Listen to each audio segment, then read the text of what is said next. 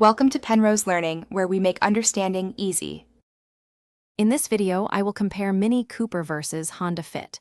We'll dive into what makes each of these compact cars unique, looking at their driving dynamics, interior space, and overall ownership experience. By the end, you'll have a clearer picture of which vehicle aligns best with your lifestyle and priorities. Let's get started and explore these two popular options.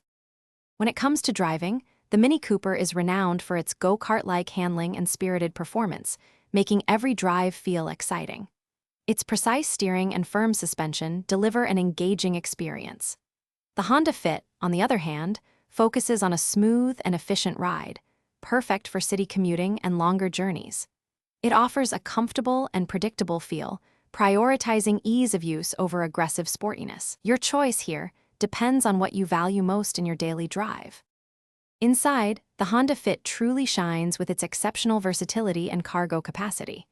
Its unique Magic Seat system allows for multiple configurations, providing up to 52.7 cubic feet of cargo space. This makes it incredibly practical for hauling larger items.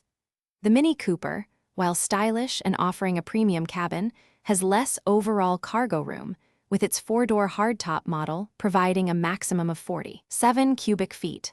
If maximizing interior space and flexibility is a top priority, the Fit is a clear winner. Considering value, the Mini Cooper generally comes with a higher purchase price and can have more expensive maintenance, averaging around $850 per year. The Honda Fit is known for its strong reliability and lower annual repair costs, typically around $390. It also boasts excellent fuel economy.